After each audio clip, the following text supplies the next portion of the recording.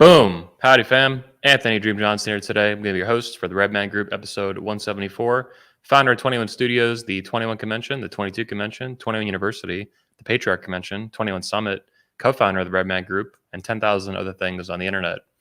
Appreciate you guys tuning in. I know it's been a few weeks since I've done the show. Been very busy preparing for the upcoming 21 Summit in Orlando. Coming to Orlando, Florida, October 14th to 17th. That's a Friday through Monday. Magical Super Bowl, the Manosphere 4-day event. It's going to be amazing. It's going to be insane. 16-year anniversary of 21 Studios and our events. Now, before we get into today's show with our special guest, Coach Noah Revoy, who's been on the show several times before and has spoken at the 21 Convention back in Poland 2019, I want to show you guys today's sponsor, 21 University. Visit the link in the description right at the top, 21studios.com/mobile or 21university.com. You can get our free app on the Apple Store or Google Store, the Apple Play Store or Google App Store. It's free to join, free to download, 30-day free trial. It's pretty dope. Then if you want to stay a member long-term, it's $20 a month or even $16 a month if you do the annual. On top of that, I want to make sure you guys know about 21 Summit. I'll be there myself, of course, as the founder. And this speaker will be speaking at several of the events, including the Patriarchy Convention for fathers and the 22 Convention for the females. 21 Summit's an umbrella event that contains 3 events. The 21 Convention for men, I'll be speaking at that one. Noah will be speaking at the Patriarchs event here on the left with Michael Foster on the cover here. And then the 22 Convention is actually for women only. You cannot be a dude and go to that. You got to be a birthing person to go to that. And likewise, women are not allowed to go to the 21 Convention or the Patriarch. Either this one's for fathers, the Patriarch, and the 21 Convention Classic is for all men over 18. Check out the events, link in the description, 21 Summit, meet myself, meet the upcoming speaker here in today's show. You can also bring a friend free for a limited time and save on early bird tickets, all kinds of good stuff, super dope. You can even use the 22 Convention for babysitting your wife, kind of like babysitting, like daycare and you go to the gym. You can go to 21 Convention or Patriarch, and then you dump your wife off at 22. No problem, bring friend free, kind of a whole kind of deal. Coming out to the event, it's amazing. Best event in the world for men. It's awesome. You should get a ticket. You should be there. Take action. Get off your ass. Get off the internet. Stop scrolling on fucking TikTok or whatever the fuck. And come meet us face to face. Shake our hands. And don't be a beta male. Be an alpha male. Now, without further ado, and this 5-minute ad campaign to promote our events and apps and all kinds of fun stuff, please help me welcome to the show, Mr. Noah Revoy. How you doing, Noah? Thank you. Thanks for having me on. And thanks for having me on so close to the convention, because I know this is a super busy time of the year for you. So you're working hard for this. I don't think people realize how much hard work goes into one of these events. It's not rent a place and then invite some people. It's a lot of hard work, and you really do good work, Anthony. Yeah, thanks, man. I appreciate it. And yeah, it is crunch time. We got about 41 days to go to the event. Let's see here. Yeah, 40 days and 22 hours, 41 days. So yeah, it is crunch time. It's a lot of work. It's kind of like I've been thinking about lately, and I think you'll understand this. You're an online entrepreneur mostly, but then you'd also do some public speaking engagements and stuff like that. My business is kind of this weird hybrid where most of the year it's like online business, but then for a certain window of the year, about 60 days, a little bit over that, before the event and then a little bit after, it's very physical, like brick and mortar. There's a lot of shit to do, a lot of logistics, a lot of people to hire, a lot of people to buy flights for. We're often buying 15 to 25, even more flights, hotel logistics, meeting people in person, renting gear. Like it's a huge, 6-figure operation that is not like launching an ebook. So throughout the year, I feel like I'm in like online entrepreneur world, but then as the event closes in, it's very much like, let's get this shit going, like physically open the door. Well, I don't think people realize how hard it is to get dozens of highly successful men who have their own lives and their own schedules and their own plans to all get together in one place at one time to do something. It is really tough. It's like, it's like organizing an invasion pretty much. Yeah. And the speakers too, we're all high testosterone, pure-blooded alpha males. And, managing all these different personalities. There's some females too at the 22, but that's a pretty new phenomenon. Mostly it's just men, obviously. At our men's events, I only allow men to speak to men, for example. I don't allow women to give presentations to men. There can be a little exception here and there, like a Redman Group panel or something. But anyway, managing all your personalities, like I'm my own bombastic, abrasive personality. And even the most mature alpha men are also going to be, you know, have their own very strong wills that I have to kind of manage and mediate and negotiate and just make everything work out. And yeah, it's difficult. It's difficult to be that. But working, you know, working with you guys makes it easy. A lot of you are, all of you basically at this point that stick around that are not the predators like the Jesse Lees. Pretty awesome to work with. And you guys make my life a lot easier and you help promote the events and set things up. So I appreciate it. Speaking about the predators, I think that's so important, the work you do to push those kind of people out and to make it clear what they really are, because most people aren't capable of seeing that, and very few get to see the behind the scenes that you get to see. And there's a huge difference between, and Yeah. you've noticed this when you invite people, their public persona, you invite them and then you realize they're not what they're saying in public because you get a Yeah. chance to spend time with them. But your average YouTube watcher, they don't get to see that. Yeah. And so they're hearing this message from, they're professional manipulators essentially. And if you don't know what to look for, and if you don't see them in person, you don't get to crack that exterior, but they can't keep it up, 24/7 when Yeah. they're in person. Yeah, that's a really good point. And I've actually thought about writing kind of a manosphere / conference organizer / YouTuber insider book someday, just about all the fucking crazy shit that I've seen over the years. And it's not just, you know, when people see the memes or the hit videos, exposed videos, that's like the tip of the iceberg or kind of the end result. Leading up to that, there's a big smorgasbord, a big buffet of bullshit where you learn something, a clue here, or someone asks you to like keep, you know, they tip you off about something and you're like, oh fuck, this is not good. Like another, you know, effing predator. So I think Well, I it's just see you. good. I see you each time too. Give these guys the chance to come forward, and Yeah. nobody's done it on their own. Like Yeah. you're not just hanging them out to dry. You're saying, "Hey, be honest, or I'm going to say what's happening. Yeah. I'm going to tell people what's really going on." Every That's right. time that I've seen, you've given them a chance to Yep. come forward. You've given them a reasonable amount of time, and nobody's even made the smallest effort to clear up the situation or even respond to it. Yeah. They tend to be, you know, this has been my experience with business and even outside of that in personal relationships. When you find someone, my, you know, Medusa story from many years ago, the wife thing, that was a personal example, but in business, it's very similar. People who are committed to living a lie, who are committed to living this fake facade and manipulating lots of people, social circles, family, friends, business relationships, entire online communities of hundreds of thousands of men and some women too. I mean, it's sick, and you realize how embedded they are with it and committed, and their teeth and claws are so deeply woven into it. They'll do nothing to get out of it. You're right. Like every fucking case, it's like an '80s action movie or like some Judge Dredd shit. I'm gonna give you one chance to come clean. They never come clean. They're Yeah.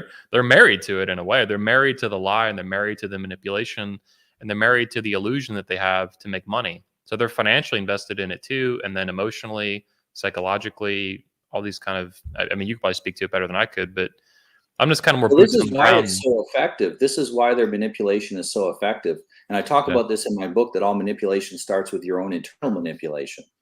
Mm. And the best liar convinces himself, at least while he's speaking the lie, that he's telling the truth. This Yes. way he can do it with this kind of authenticity that Yes. a person who knows they're lying is very easy to spot. I mean, your kid can tell you, you can tell a kid's lying when they lie because they're transparent. Yeah. When a professional liar, a professional manipulator lies, they first convince themselves. It's almost impossible, even if that's your job. And I talk about becoming immune to manipulation, but I also talk about not having so much hubris to believe that you can spot every single manipulator a mile away. It takes some time sometimes Yes. to see through this. And most people don't have the time to go and examine it. And we have Yeah. all of these public figures washing through society, and some of them wash out, like Jordan Peterson. He self-destructed, Caleb self-destructed. But very Sam few. Harris. Sam Harris, I think, is a recent one Yeah, too. he's in the middle Self-destructed. of it right now. Yeah. And that's great because that it's obvious. But how many years did people follow these people? Yeah. And maybe some of what they said is true, but they mix in some manipulation in with it. And it's Yeah. so very rare to come across someone that actually has a chance to see them in face to face and Yep. go, "Hey, he's not who he said he was. I better warn people." And you get a lot of flack for warning people, but like you're almost the only one doing that. Yeah. Thanks, man. I appreciate Pretty it. much the only one, and that's important. And I know, like, I don't want to be there punching celebrities and telling them to smarten up. So what you're doing is really important for the manosphere itself. We have to push out our manipulators, because if we don't, it's a contagion. It affects everything. I talk about manipulation creating low trust societies. Well, we are a sub-community, a sub-society within the manosphere. And Would if you we allow say people, would you say manipulation is like a cancer? Like it just grows and yeah, grows like absolutely. feminism? Yeah. Absolutely. And it brings us, causes us to deviate from reality. And eventually we deviate so far that whatever organization gets saturated with it crashes and burns. We see, American society's got so saturated with manipulation, it's crashing and burning. The churches, people think that it's because people aren't interested in God or religion. No, they're not interested in the church because they've seen how much manipulation is there. The church suicided itself. It didn't just die. It manipulated people when it didn't have to, and created this situation where people don't trust it. And that's Well, why it's dying. That's why let's all our institutions are dying. yeah, let's pause on the church one, because I've been thinking. I watched a couple movie trailers this morning. They're kind of comedic, poking fun at like, and I think it was good. The mega church pastors who are always like, Joel Osteen and these mega frauds that are always like, closet in the closet, then they come out, these sexual allegations, which are like true 80% of the time or 90. Stealing money, whatever. It's just, I need my fourth private jet, because Jesus told me I needed 5 jets and I got to get 4, and then we're going to get 5. And I need a $10 million house because Jesus wants me to live in a $10 million house. Not you, but me. I mean, this shit is like, some of that stuff you have to deal. So there's like, you got the Catholic pedo priests sometimes. You got the predator pastors, Jesse Lee, number one, building a cult out of it. So you got the Protestants, you got the Catholic stuff. I don't know about the Orthodox priests. I haven't investigated that yet. Then you got the megachurch pastors. So you're right. They suicided across denominations. They like blew up their own thing. And it just got, I guess, because no one was willing to call it out. I know Church Militant called in the Catholic Church, they called it spineless, feckless and spineless bishops and stuff, because they don't have the balls to call stuff out usually until it's like the very last often minute. they can't because the way that the church is structured is that you can't, it's a kind of hierarchy where you can't call out anybody because it ends up affecting you. If they're downstream of you in the hierarchy and you call them out, why didn't you fix this problem before it got this bad? Yep. And if they're up above you, you can't call them out because they're your boss technically, and they can cause trouble for you, take you out of your position, and then you have no room to speak. I know here in Portugal that I know someone who was hired by the Catholic Church to go after these people that are predators and stuff in the church, and they picked someone that is not a priest or part of the hierarchy because he's outside of it, and so he's not subjected to the same church law, and he's able to be more effective. But there is a desire by many in the churches to purge them of manipulation, but they don't know how. And it's so deeply embedded in things. Where do you start? And part of the reason I wrote this book is to give people the tools to remove the manipulation from their organizations, whatever it is. If it's government, if it's the church, if it's your family, is to get the manipulation out so that you can restore the health. Let's pause on this real quick. I should have entered the book sooner. So Noah Revoy recently wrote and published Become Immune to Manipulation: How They Are Manipulating You and How to Resist It. It's a great book. I've skimmed it myself. I haven't read it yet, but I will be reading it. I'm excited to read it. Pretty thick, pretty meaty. It's a good design too. I like it. I care about the way books are designed. And when people pick shitty fonts and colors and the material, it annoys the crap out of me. I hate too when they do the text all the way to the edges. I like white space. It's great for taking notes. It give you a chance to, I got to apply this. And really, that's the way the book is to be read. You read something through it, you see, oh man, I'm going to go apply this right now in my life. Don't finish the book till you go apply that. Then come back, work on that next thing, and work through it think of it as a book with things for you to do, exercises for you to do to remove manipulation from your life, rather than some sort of a self-help book or for entertainment. Most self-help books fail because they don't really they tell you what to do. They don't tell you how to do it. And so I focused on the how. How do you get manipulation out of your life? Yeah, we don't want it. How do you get it out? And it's harder than we think, because if we were to simply eliminate all the people in our life who manipulate us, there'd be nobody left. We'd be all alone. And that's that is a manipulation in itself. The more alone you are, the less people you're networked with, the easier you are to push around and manipulate. And the better your network, the harder it is to push you around. So we have to walk this tight line between not allowing people to manipulate us, but not also burning every single relationship that we have. Yeah, I have to walk this line a lot, and I think about these issues a lot. I talk with them with close friends too, like Tony Bruno and others. But walking this line in the manosphere and with 21 Summit and the 21 Convention, and all these different relationships that I'm in the middle of, current, past, present, future, like in the works basically. And it's very difficult to walk this line and to call out, eventually frauds when there's a problem or an issue it becomes apparent that this person is a huge fraud and a fake and a hypocrite. While also not burning 1,000 bridges and looking like some. I mean, optics are important. I don't particularly care how people view me, but I'm also not. I might be immune to social pressure, but I'm not invincible to consequences. So I have to pick my battles wisely, basically. And this is why when people see me fight with someone, in some big battle like the Hypergamy Wars of 2019, I call them, with the fraud father himself, Rollery. People were like, oh, Anthony's a bridge burner. Anthony did this. And this is all the opposite of reality. This is a manipulation by him as a defensive position. Once he started attacking me and defaming me, is actually the one who started it. And since then, yeah, whenever I call someone out, it's funny you mentioned that. People get really annoyed, like, oh, why didn't you see this sooner? Why didn't you call it out sooner? Oh my God, this and that. And the reality is these people are not sufficiently red-pilled enough yet to understand that at least 80% of the content creators they watch on YouTube and on Twitter and all this bullshit, these people are fake to different degrees. Not everyone is like a predator, pastor or something like that. You have different degrees of hypocrisy and predation and fraud, and people lying to themselves too. They eventually buy their own bullshit. I think Jesse Lee, man, he's been preying on dudes, young men, for like 30 years. So that lie is so deep in his psychology. I think with Rollery too, like Rollo has built himself up into this godfather, fraud father, and he actually buys his crap, and he's just like some never was loser guitar guy who hasn't had a same night lay in 30 years, and his wife treats him like shit. And it's just embarrassing. This guy gives people dating advice. It's embarrassing to watch. And then you have these young guys who are like so sucked into these little miniature cults of personality. Cuck Murphy was another one.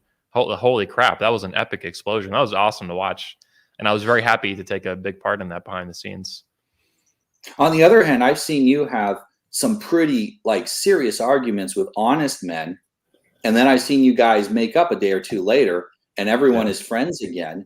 And it doesn't end the friendship. And now that's the key is the honest men come back and go, yeah, I'm sorry. I made a mistake there. I was wrong. I said something that was incorrect. And you guys restore the relationship. And I actually think that after that kind of a blow up, men have a stronger relationship than they had before they had a fight. Arguments and fights make men's relationships with each other stronger because they test the reasonableness of both parties. And they test whether or not they're really going to be honest. Is this guy really one of my guys, or is he a fake? Yeah. And you don't know that until you have a fight. This is part of the reason why some of the things that came up that you've exposed, you didn't realize it until you have a fight and the guy shows who he really is. Yeah, exactly. Until there's a test and a confrontation with reality and with their spoken word, what they profess to believe. I was thinking about this too, because I've been thinking about more exposed videos I need to do. I always have a list of like 10 to 15 I need to make. And eventually I get around to like one or two, and then slowly over time. But I was thinking about doing some examples, because in the past I've done examples in my exposed videos about politicians. And I focused on like a Democrat, Andrew Gillum, one time. He ran for governor in Florida. He, alleged to be this, strong family man and a good father and a good mayor. And then he was actually banging gay hookers in Miami and doing crystal meth and other drugs and vomiting all over the place, all over the news. I mean, it was a legendary, F up for a politician after he lost, of course. And he presented himself to 20 million Floridians as a good man and a good father. And I love Florida and blah, blah, blah. But then I was thinking about Republicans too, like John McCain, who died a couple of years ago. He professed for many years as the most aggressive anti-Obamacare Republican. And then when it came to a vote, he was the only one who fucked the whole thing up to repeal it. So it's like you have it on both sides of the alleged political spectrum. You have it in culture wars with the manosphere, for example, and other content creators. There's all kinds of frauds on YouTube. YouTube has its, there's like the manosphere, which is across different platforms, Reddit, Twitter, YouTube, but then YouTube has its own content creator network and who are mostly frauds. They just pretend to be, maybe you can comment on this. I see a lot of YouTubers and it really annoys the crap out of me. They pretend to be like the friend of their viewers. Like, hey fans, hey, you beautiful bastards, we're buddies today. It's like, man, you Yeah, don't, it's very fake. yeah, it's super fake, but people fall for it because they're all like oblivious to manipulation. They need your effing book. And they talk Become to them immune like to they're manipulation. children. They Yes. talk to them like they're children, which is the worst part of it all. And even my 9-year-old son, he'll come across some of those videos and he's like, there's something wrong with this guy. And I take him and I'll watch through some of these things and I'll say, what's wrong with this guy? What bothers you about him? Okay, because we're told most children can recognize there's something wrong. And the problem is we're trained out of it.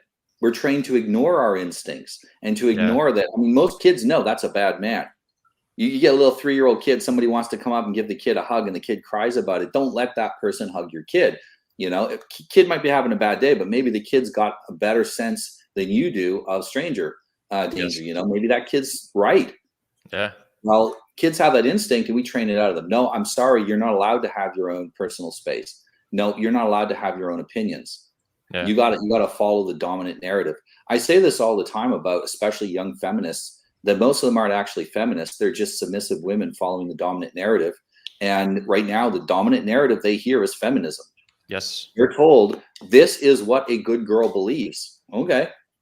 That's what I think it rises. I get like 18, 20-year-old girls that I coach sometimes, and I ask them, what do you want to do with your life? Well, my mom says I should go to college. Well, my teacher says I'd be a good engineer. I'm like, but what do you want? Well, I was told that. It's all I was told. Well, what do you want? Imagine if nobody told you anything and you just decided what you want. 9 out of 10 times they say, I just want to get married and have babies. Yep. And they say it so sheepishly. And I'm like, you feel that need inside of you. Yeah.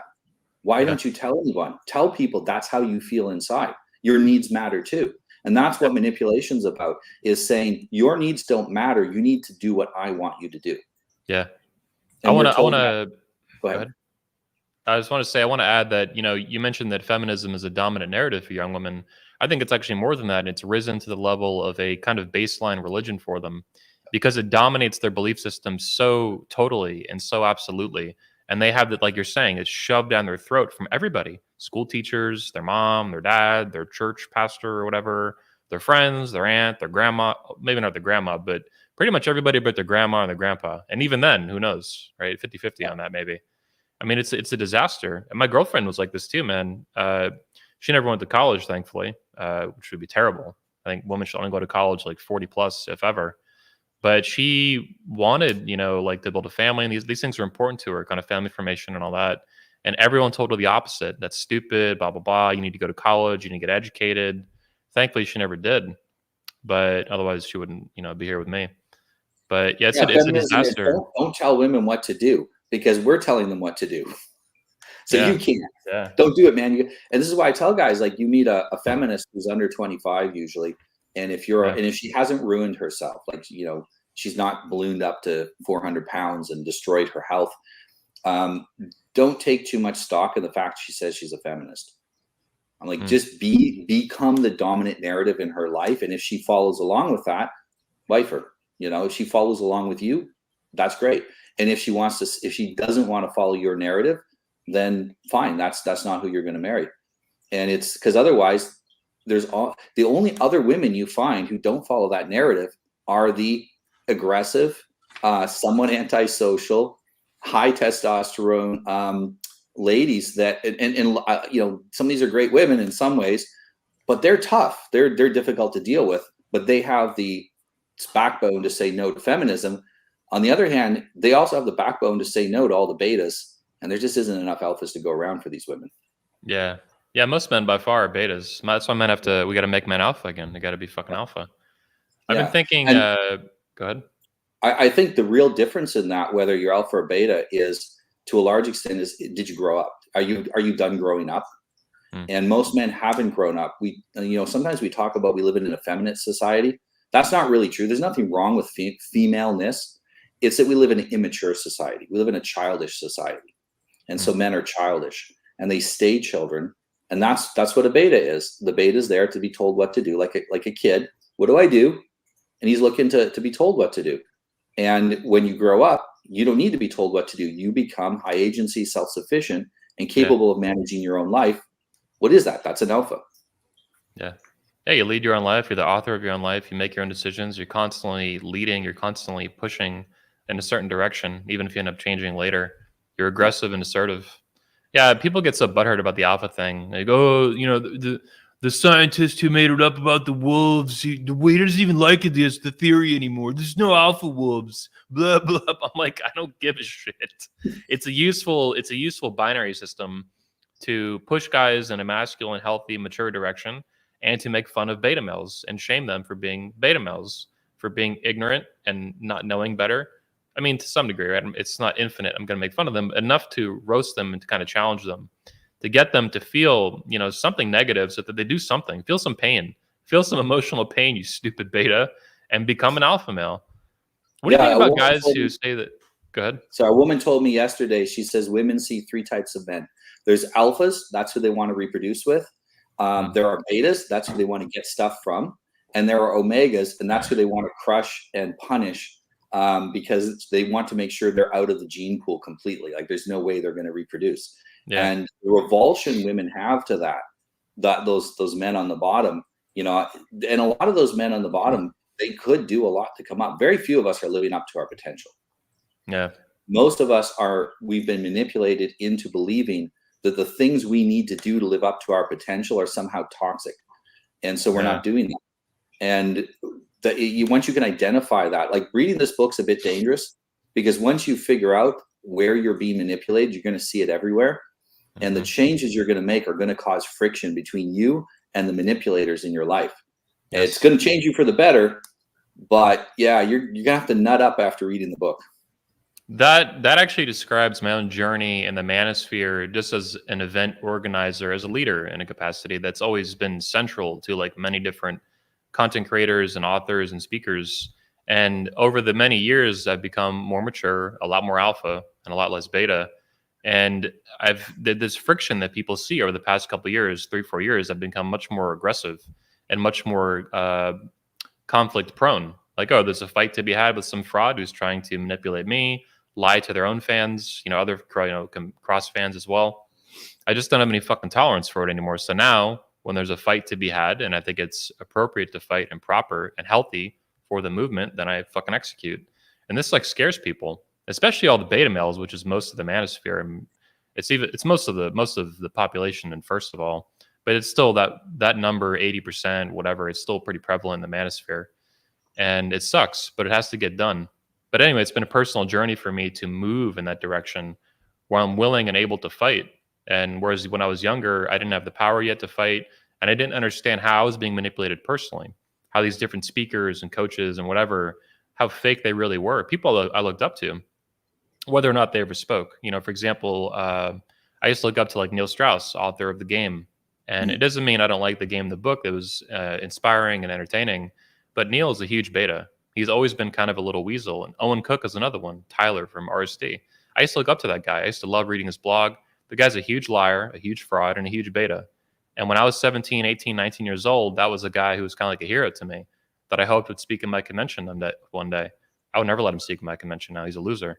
I can run circles around. I have more masculinity in my left fucking pinky than that guy does in his whole body. He's a liar, a fraud, and a fake, and it's disgusting.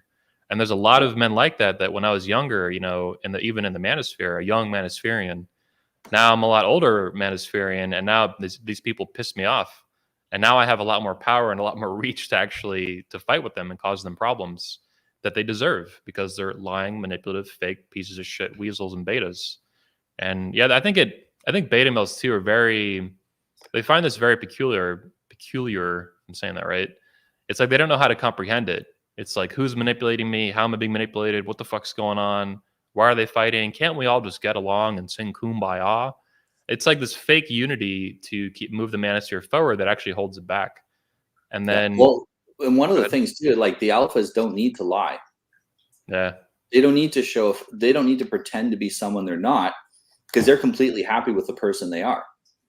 But if you're a beta and you see these alphas and you want what they have, see, it's that if you're an alpha and you just are a beta, sorry, and you're just like, this is where I am. I got to work hard. I had a client the other day. He's like, I guess I'm not an alpha like I thought I was. And I'm like, you could be, but you're going to have to put some work in over the next few years to get your life in order.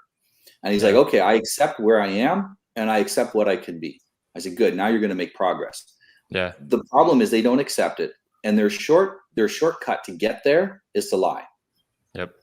And the alphas don't need to do that. That's, you want to find out the best guys to get along with is usually the most dangerous men. The most dangerous men are the men that are easiest to get along with, because they don't need to show off. They don't need to pretend to be something they're not. They just show who they are, and that's impressive enough. I told my son this. He's been exercising a lot. He goes back to school, and I said, don't go to school and show them how strong you are. Just let people observe. You don't need to show off. Just let it be seen by how you live. And most of these guys, most of these betas, they didn't have a father. And if they did, he wasn't a man. And because of that, they weren't taught how to behave properly. They weren't taught that you have to earn being, getting to the top. And then there are some men who just never will. Yeah. And, you got to be comfortable with that. You're going to keep struggling. That's just what's going to happen. And that dishonesty, that's at the root cause of all of these problems. Yes. Now, that brings me to an important question I have. So one theory I've had as I continue this war on the frauds and to make the manosphere great again, is I think it's more inadvertent. Like, I don't think it's, because you're saying, and I agree that, when there's manipulation going on, it begins with the self. It begins inside you. You're lying to yourself in some capacity to cover up some pain or some trauma, or, to avoid some difficult inner work to become alpha, to become more mature, to become more masculine. So one theory I've had, though, is that one of the reasons that frauds become popular in the first place is because they lie so much. Mm-hmm. And therefore, in a like attracts like kind of capacity, there's always a debate, right? Does it, the like attract like, or do the opposites attract, whatever? I think there's probably elements of both of that at play throughout the world in our species. But anyway, with frauds, when these dudes lie so much, it actually attracts beta males who are lying to themselves. Oh, I don't need to be alpha. There's no such thing as alpha. It's okay to be beta. Oh, whatever. Women are just hoes, blah, blah, blah, like all this dumb shit.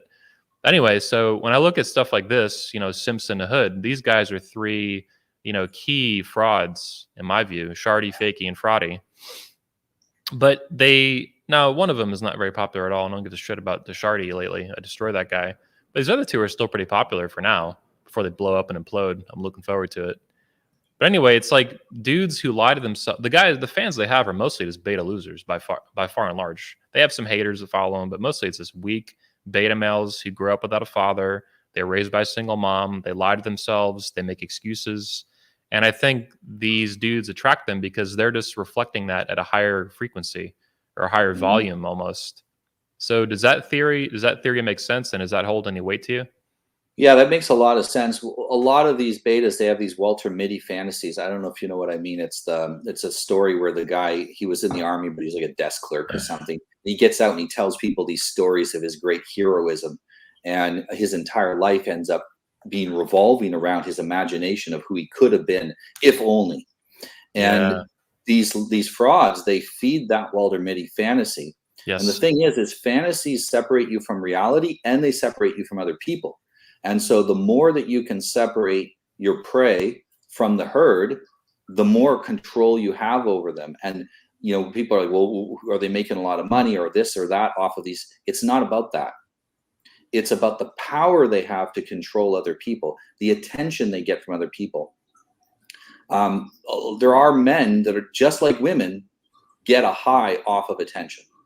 Yeah. They get a high off of people paying attention to them and looking up to them and saying, you're great. That's exactly what happens with these guys. Yeah. People donate a $5 super chat, right?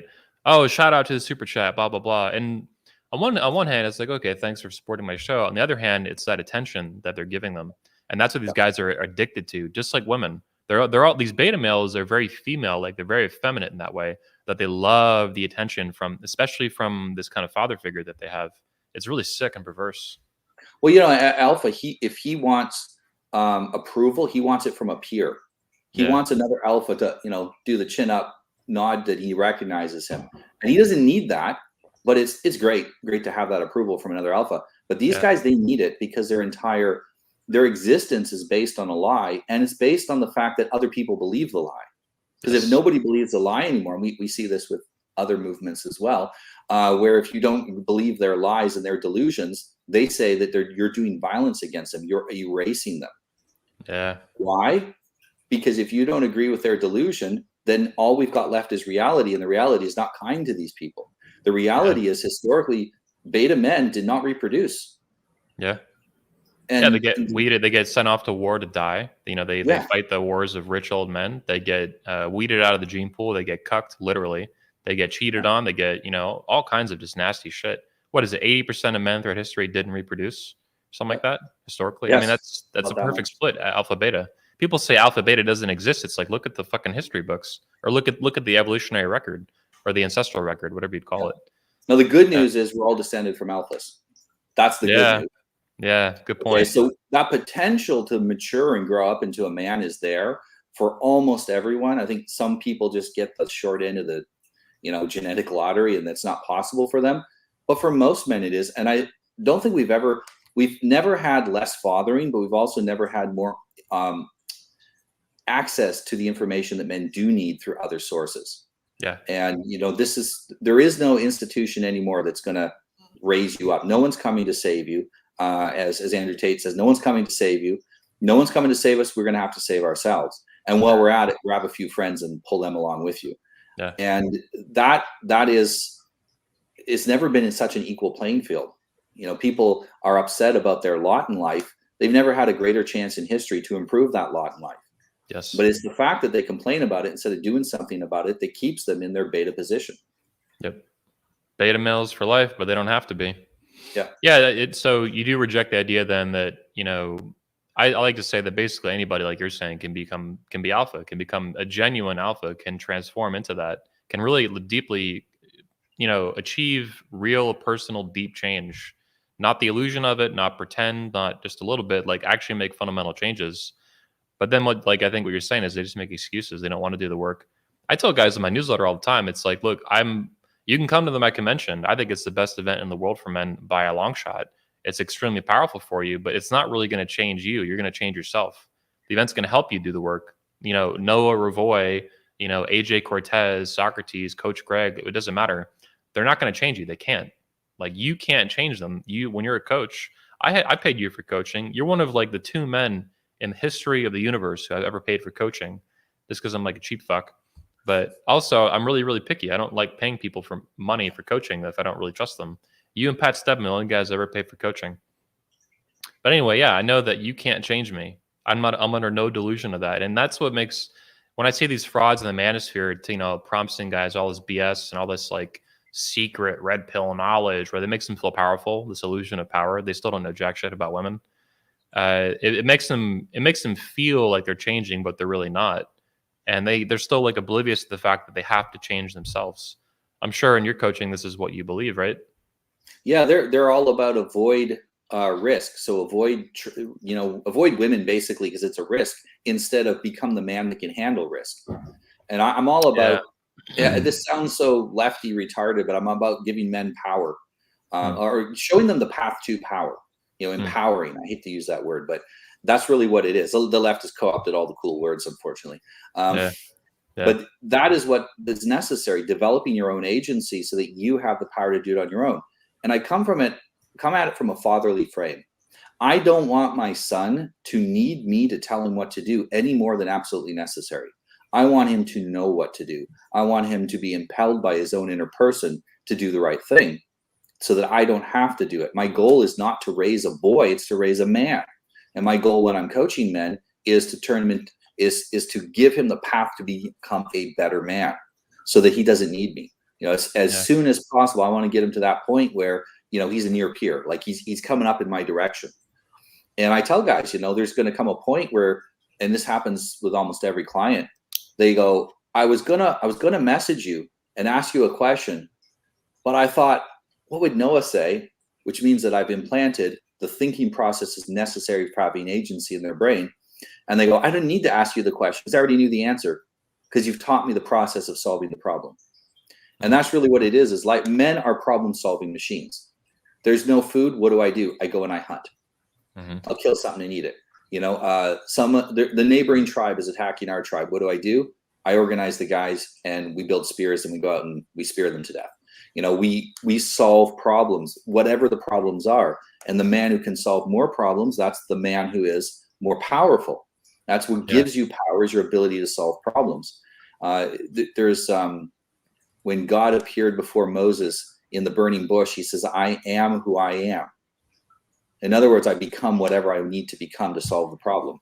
That's the epitome of masculinity, is becoming whatever you need to be to solve the problem. And that requires a lot of agency, but it's painful to learn that. Yes. Because you have to go around other men, because you're not going to learn this in a vacuum. You have to be around other men. This is why 21 convention is so important for a lot of guys. That's their first chance to be around other mature men. Yeah. They've never maybe had that opportunity. And those men will judge you. And that's the painful part. The painful part is that men pointing out your flaws. But you know what? If none of the men that are around you are pointing out your flaws, it's either because they're too stupid to notice them, or they don't love you enough to tell you when you need to improve. And that's all you have to. As soon as you get over that shame and the shame comes from being manipulated all your life. The shame comes from mostly, and honestly starts with mothers a lot of times, the shame from your mother judging you for your failures gets generalized into the future. And if you don't have a father to correct that in the second half of your childhood, you keep it. And now your failures make you ashamed, instead of the other man's judgment being seen as, hey, he cares enough about me to tell me I'm a fat fuck and I need to exercise. Like, so on the judgmental part, I love that, because you're one of the few men I've heard say that. And I've tweeted it many times. I believe it philosophically from a objectivist point of view. Judging is a good thing. You know, I think you should judge everyone and everything all the time, every day, 24/7 if you're not sleeping. And this annoys people, because they're always, the left and the whole feminist crap and all the woke crap's always like, don't judge, don't be judgy. Why are you judging me? Oh my God. I hate this garbage. Your mind, like you're saying, it's a sign of insecurity. It's a sign of enormous insecurity. It's a sign of weakness. Yeah, exactly. Yeah. It's just like extremely fucking lame, to put it nicely. But yeah, it's good to judge. I mean, everything in objectivism anyway, everything your mind does, problem solving, thinking things through, creating new ideas, whatever, you are judging right from wrong. You're judging reality. You are judging facts from fiction. This is what I mean by judgment. Judge, think, apply, do something. Now, you also mentioned basically like, being judgmental to your friends, telling them what you really think when they need to hear it. And that's what I did with my friend John Thomas, who got big butthurt when I made fun of him for getting legally cucked with what he described to me from his, I talked to him privately as well. He described this chick as like most Western women when he met her, of course. And now she has his balls in a vice like this, and he has a little poodle. And he got really butthurt about this. He threatened to, basically threatened aggravated assault, all kinds of stuff. He got big butthurt on audio. I put it out. That pissed him off even more, which is pretty awesome. But anyway, someone asked about this guy, and it made me think of this, like what you're saying. This is someone who I told him privately. I was like, look, I'm the one guy right now who has the balls to tell you what my honest opinions about and observations of what I'm seeing. And I think it's ridiculous and very unhealthy and very blue pill in a classic manosphere sense. No buts about it. Like, this is totally stupid, A to Z. And no one else, I guess, around him. Everyone in public was like clapping and shit. I'm like, you're like a bunch of SEALs. You're a bunch of zombies. In private, obviously, nobody's pulled him aside and said, hey, is this a good idea? This actually looks like a terrible idea. But nobody had the balls to say that. And of course, I'm like, you know what? I'm going to tell them exactly what I fucking think. And then I'm going to tweet about it. Because you know what? The truth matters above all, and no one is above the truth. When I was a teenager, we had a friend. My friend group was a bit older than me. And he was going to get married to this woman that none of us liked. And we knew it was going to be living nightmare for him. We kidnapped him. We took him to the woods for 4 days and made him go camping with us. And I mean, literally, we went into his house and grabbed him and dragged him out and threw him in the car and held him down until we got on the highway so he couldn't jump out of the car. And we took him camping for 4 days. And, we got him drunk and told him, like, you got to think about this while you're drunk, where your inhibitions are down, so that you're thinking, or sometimes inhibition lowering makes you think clearly. Yeah. because we've been trained with these stupid inhibitions to ignore our own instincts for Yes. survival, Yes. especially as men. And we've been trained by that almost exclusively by women, by our mothers, because we have to put up when you're 6 years old, you got to put up with whatever your mom dishes out. So Yep. you just learn to take it, and that, I can't imagine she doesn't love me, because if I do, that's the end of my life. And so you learn to put up with this, and it becomes part of who you are. And if your dad doesn't get that out of you as you get older, it never gets out of you usually. So we made sure that he understood, like, we didn't like her, and this is why. And by the end of it, they didn't end up getting married. He was kind of pissed off until about day 3. I don't know how long we were going to keep him there. Yeah. Until he changed his mind, basically. That makes me think about, I've declined several wedding invitations over the past couple of years because I don't support the wedding. I don't support the relationship. And this in my own, private personal life, friends and family and stuff, this really pisses people off because because it's so, I guess I'm sure a long time ago, this was more common. If you didn't support the marriage, you didn't fucking go, or you went and you spoke up. This, of course, how can you stand there and the guy says, does anyone have an objection? And you not object? No one says shit. Exactly. Yeah. So, basically I would go do that otherwise, but it's going to cause an uproar and these people are going to get super pissed.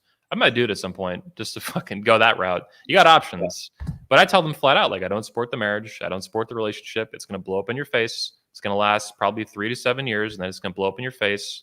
Someone's going to divorce. Someone's going to cheat, and it's stupid. It doesn't work. Doesn't work now. Didn't work before. It's not going to work in the future. Getting married is like pouring gasoline on a burning fire, a young fire at this point, right? So anyway, it pisses people off super bad. But I wish more people, I hope that I can inspire men listening. Like, if you see someone in your personal life, like Noah, you had a friend, you took him out to the woods, you guys got drunk for a couple of days, and you straightened him out. That needs to happen a lot more. That's what men should do for each other. And that's what I try to do. John Simons was, and maybe still is in a way, a friend, right? Loosely speaking. We were never like close or anything. But he was a speaker a couple times. And then he made this like really stupid blue pill mistake, and he's extremely beta. So I made him into a poodle, and then he got really butthurt. But maybe he'll wise up and get out of this, unhealthy, toxic relationship that's probably kind of abusive, at least emotionally. But hey, maybe I'm wrong. He doesn't get out of it. Just the knowledge of what it is, the only way he can fix it is to admit what it is. You can't fix something that you're not admitting isn't working. And I like John too. And I wish him the best, but man, like every man that saw the photos cringed, including his friends. They just didn't say anything. Yeah, exactly. That's the thing. It's not like nobody noticed it, but you and me and a few other guys. Everyone noticed it. He just didn't say anything because we're all of the left and 3/4 of the right are the no judgment people. They're betas. They're all fucking betas. Yeah. Yep. It's so rare you find a man that's willing to make judgments. And there are the odd woman that's like that too, that's willing to come out and say things. And we have to, I've noticed I have to be careful then not to jump all over those women and stop being a bitch type thing, because actually no, they're right. And they got to say something. I would say Professor Janice Flamengo is a really good example of that. Who always does it even-handed and right. Very intelligent woman. She's a great man in a way. Janice Flamengo, alpha woman, alpha female. Yeah, well, and good at mixing that with feminine behavior, which is that's the hard thing, is for a woman to mix that masculine agency with feminine behavior. And the women that do that, those are the women that men most are interested in. Like if there are women watching this and you want to know what men are interested in, we want high agency women that still act like women. Yeah. And that's a really rare mix, because this idea that women are children, it comes from experience with women, but it is a pain in the ass to manage a woman that's acting like a child. It's kind of funny at first. Then you try to have kids with someone like that, and you go off to work and you're like, I wonder what's going to happen when I'm gone. Like, you shouldn't have to worry about that. Yeah, is the house going to burn down? Who the fuck knows? Yeah. What is she going to feed them? Like real food or slop? Genetically modified soy garbage. And you're raising your kids. Mostly she does the work during the first 7, 8, 10 years of their life, and after that the father really does the majority, should be doing the majority of the parenting. After that, you got to have a lot of trust in her, and she's got to have her act together. And I don't have a problem with a young woman not having her act together yet, as long as she has the humility then to learn. Someone asked me the other day if I'd write a book There's a book, The Care and Feeding of Husbands. It's for how women can take care of their husband, like what they need to do to support him. And they said, what would you write for husbands, for women? And I said, it'd be the training and domestication of wives. And that's basically what it is. As men, so often we end up with the only women that are available aren't completely developed yet. Wasn't hang on, isn't this what husbanding means? Husbandry is it comes from like domestication of animals, right? Yes, exactly. Yeah, you get to domesticate the wife, you got to tame her and control her. Yeah. Well, and the objective is to get her to cooperate, not just to submit, but to cooperate. In other words, she can now operate on her own while you're gone and look after the cover all the things that you can't do because you're at work, you're out doing things. I knew since a very young age that the path I would walk in life would be dangerous, that I would say things that people didn't like to hear. I was doing that as a kid, that I would, I have been investigated by the FBI for things I've said that were, I've had Child Protective Services twice do investigations. I recently had an intelligence agency claim that I'm a terrorist and a Russian agent and all kinds of stuff like this, because the things I'm saying are pissing the right people off, and they're throwing whatever they can at me. And I'm being very careful that I haven't been canceled yet, but I was on Facebook, but I haven't been canceled from all social media. Yeah. But what happens is I knew when I got married, I had to pick a woman that if I was in jail or on the run, or if there was some kind of problem, she's going to hold the fort down while I'm gone. Yeah. If you want to, in this day and age, if you want to be a man and you want to do great things, you got to pick a woman that has her act together, or who will learn to get her act together after you marry her. And that's really like, you gotta look for that while you're picking the woman. Well, you mean respond positively to your leadership is really what that means. Like, be responsive. Like, and learn to imitate your agency. Like, she needs to learn to imitate your agency. She sees how you make decisions, and what she should be asking herself is, my husband's not here, but if he was, what would he tell me? Yeah, good question. And that's the ideal. And the closer she can get to being accurate in that, the better a wife she's going to be, and the more happy she's going to be as well. What do you think about this meme? Well, it's actually an advertisement, but it's also, I love it. It's hilarious. It's my favorite meme of the year. Dominate your wife, dominate life. And I just put a picture of Elliot and his wife here for it. Women with no men will get offended. Women with a man that is a dominant man find this incredibly attractive. There's this split. So I show this photo, and I occasionally joke that I kidnapped my wife and that's how I got her to marry me. And there's always a bunch of women that say, that's so hot. I love that. You dominate her, overpowered her, took her back to your tribe and married her. And it's completely a joke. Like, women mostly, if they're honest with themselves, that's what they want. Yeah. They don't want to marry a man they can dominate. Now, there is a few exceptions to that. There are extremely broken women that cannot let go and cannot go into their feminine and are so far onto the masculine side of the sexual dimorphism that they don't want. It's not that they want a man they can dominate. It's that they want a man child that they can mother. Yeah, they want a son husband. Is what they they want to turn him into kind of a son. Yeah, it's very unhealthy and very shitty. Yeah, I remember this feminist telling me that growing up, my dad was my best friend. He was like an older brother to me, and blah, blah, blah, blah, blah. Because I said, feminists often have weak fathers. And her answer was to reply like this. And I'm like, I wasn't sure if she was agreeing with me, because that was pretty much agreement, or disagreeing with me because she was proving my point. Yeah. Women want a man that they can't beat on any sphere. There should be no sphere in which your wife can beat you. That's ideal. Yes. Now, sometimes, because life is what it is, maybe your wife can earn more money than you. Maybe she's higher IQ than you. Okay, but you got to dominate her in all the other aspects. When you can't, she becomes anxious. She becomes fearful. If he can't dominate me, a woman, how's he going to protect me when the bad man comes? Yep. And because there's no bad man. It's the 21st century. It's like, have you been watching the news? Every other thing is like, civil war is coming. We're not going to have any food this winter, and electricity in Northern Europe. And World War III is coming on top of that. Yeah, and World War III, and the Russians are invading, and maybe Ebola will break out next, like worldwide. I mean, it's been a wild couple of years, and it looks like it's going to keep heating up. Yeah, but, and I've been kind of wishing, hope, and praying that we get some mass scale discomfort without a lot of people dying. Yeah. And I think we're going to get that this winter here in Europe. I made this joke on Twitter that it was starting yesterday. Germans are now having to take cold showers. They've been asked, some law passed that they're supposed to take cold showers to save energy. Well, it's going to get a lot colder pretty soon, right? I mean, it's not freezing yet, but it's going to get balls cold in what, a month or two? The last time the Germans were forced to take cold showers and not have enough food to eat in the 20s, we got the 30s. Yeah. Are we trying for a repeat here? But if you want men to wake up, give them cold showers.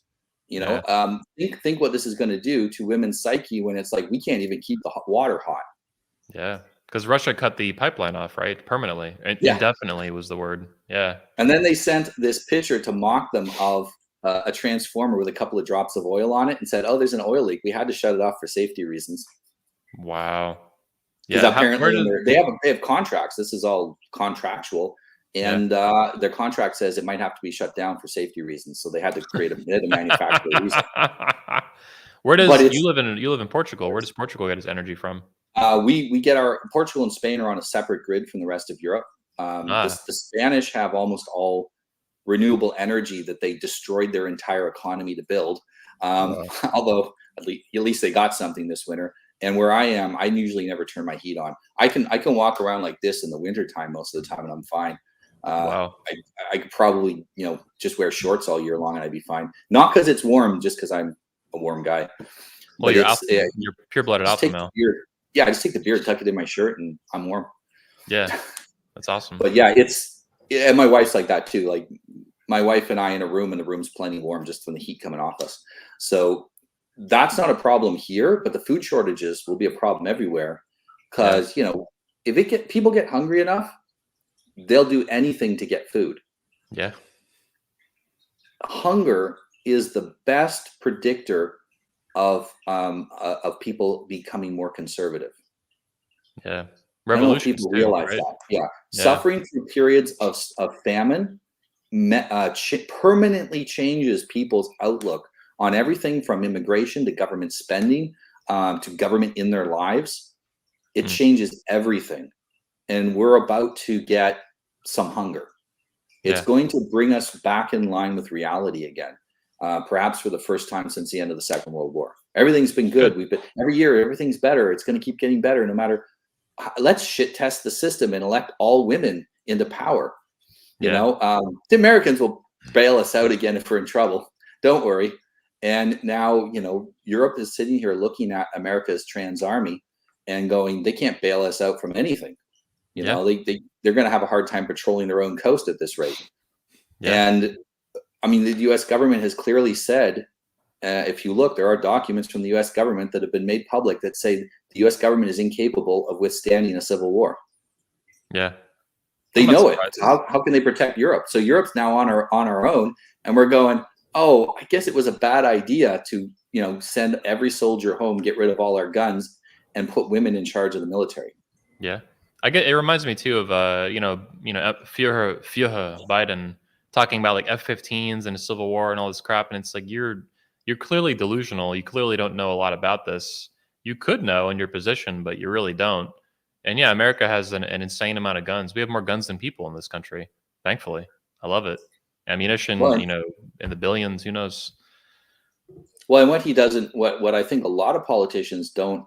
They may realize this, and that may be why they're so desperate right now, is that very often a large number of the people protecting them wouldn't side with them if they started to use weapons against the American people. Yeah, that's what I want to say. It's anxiety that we're hearing. That's why F-15s. Like, what are you talking about? Does the Air Force even use F-15s anymore? They use like F-18s and shit. Like, what are you talking about? They sold the last F-15 to I think they gave it to Iraq in a military deal like years ago. Yeah, it's old technology, like 1980s. Yeah, it was original Top Gun planes, not now. Yeah, I know. It's boomer talk. They're on F-22s now. It's boomer anxiety talk because he's anxious about a civil war. And I guess when you poke and prod people and try to label half the country domestic terrorists, that you're kind of fucking asking for it. It's insane, the stuff I've been seeing with that. Yeah, but We'll see what Well, if happens. you I look think. back to Lincoln, he was constantly talking about saving the republic. Okay, not that what he did was the ideal way to save it, but he kept talking about saving the republic. And if you look back at previous presidents, they keep referring to the republic. Biden never refers to the republic. It's all our democracy, our democracy, our democracy. Yeah. The U.S. is not a democracy; it is Yeah. a republic. So, what is he referring to that he's worried is not going to be saved? It's not the Yeah. U.S. government. He's not worried about that. He's worried about their scam, their manipulation being I think he's uncovered. worried about More and he's more worried about people. I think he's worried about the deep state is like Yeah, really specifically what he's referring to. Democracy means deep state. yeah. All these agencies, deep state, all this fucking crap, garbage. It all needs to be thrown out and purged, abolished, evil. I Well, hate the it. Supreme Court has actually started to restore some of this. I don't think that any gun laws will survive 2023. They're going hard after it. And what a lot of people don't realize is that they didn't go after gun laws. They said that laws that were how did that go? That did not follow the Anglo-Saxon legal norms. So we're going back to pre-United States. Were not constitutional because that was what the Constitution was based on. Yeah. And so you have to prove now that a law follows those norms. Well, you know what else doesn't follow those norms? Government backed education. So the school system is technically unconstitutional. Income tax is technically, even though there's been a constitutional amendment, that amendment was done. It didn't follow the rules that were necessary to put an amendment in, because you can't change the amendment, can't go against the previous existing law. Yeah. It can add, and amendments are not there to take away rights. They're only there to add rights. So we're possibly going to see massive changes. And this is creating, like, we talk about civil war as being something with, guns and shooting. There is other kinds of civil war. There are I say that manipulation is social and emotional warfare. And we're in a civil war that is fought through manipulation. Yeah. And people call that a cold war or whatnot, but it's a cold war fought through manipulation. And this is why most people who are unarmed are unable to defend themselves in this manipulation. A lot of people have been criticizing, for example, Andrew Tate over the things that he's been saying, or more or less they just don't like him. That's what they're criticizing him on. Yeah. And what I say to them is, then provide a better alternative. Mm-hmm. Because if you're not out there influencing young men, you don't get a say in the future. You can't say, I don't like the influence that guy has. Go take his influence then. Yeah. Take it from him. But they can't, because they're too fucking weak. Yes. Yeah. Well, because nobody's going to listen to them. And because they haven't actually been out there in the trenches with young men to know what young men are even interested in. Yeah. And and a lot of guys, their solution is, well, go to church. It's like, which church? Which church is going to help young guys make more money, get a woman, and get independence from this system? Yeah. Most of the churches are so embedded into the system, they're going to go the other way around. Yep. I know young people that told me, we go to a church, we sit down, a woman pastor comes out, we shake our heads, we get up, we leave. We go to another church, gay pride flag, we leave. And they're telling me this, like, with pain in their voice. We're trying to find a church. We go through 15, 20 of them. Not a single one of them has anything to do with the Bible or God. And how much more are we supposed to look? And these are serious young people that are really making an effort. And so we have to offer young men alternatives. And I think there should be lots of healthy alternatives for role models, what young men can do. And nobody's doing that hardly. And, instead of complaining is what betas do. Alphas go and solve problems. I think only the manosphere is. I've been thinking about lately, and I think you'll get this, the rise of the manosphere, and it's significantly escalating prominence in mainstream culture. You had in the 2010s, you had the Red Pill documentary. It was kind of a thing. In 2020, we had Make Women Great Again that I started and you were part of. That hit huge, 150 million people, New York Times, all that. Then we had Kevin Samuels blow up in 2021. That was huge, 1 million+ subscribers all over the news. Then he died, unfortunately. Then you have Andrew Tate, the rise of Andrew Tate, one of the single biggest events in internet history. That was just like recently, a few weeks ago. And that guy, Tate, he's criticized the manosphere, rightly so. He gets along with me just fine, a lot of our speakers, but the manosphere has a lot of fakes and frauds. But ultimately, I think he is a manosphere, like 100%, in terms of his ideas and his relationship spanning many years at this point. It's a significant part of his life and kind of where he came from on the internet. And now he's like the biggest dude in the world in terms of popularity and search and trending kind of stuff like that, right? So it's like every year that goes by, the manosphere escalates more and more and more into mainstream culture. I think because the need for it is so dire. There's nothing else. There's no church. There's no this organization. There's no government. There's no school. All the universities, almost all the churches, everything, every institution you have, every corporation, right? All Fortune 500 companies are woke as fuck. Everything is like fucking toxic garbage left and right, A to Z, up and down, inside and out. Except the manosphere is the one thing pushing back against that wholesale, as I see it. Everything. The manosphere, organically rejects the transformers, the feminism, the woke, all this garbage, all the lefty crap, even all the fake rhinos and crap. I mean, it's a huge pushback against all of it. It's a push for authentic masculinity. And that also is why I think getting the frauds out, like we talked about earlier, is so important. As it gets closer and closer to mainstream, we have to get them out. It's a problem that I'm trying to solve as hard as I can, as fast as I can. It's difficult. And people don't get that. They think it's just like some game, and it is a game, but it's also very serious.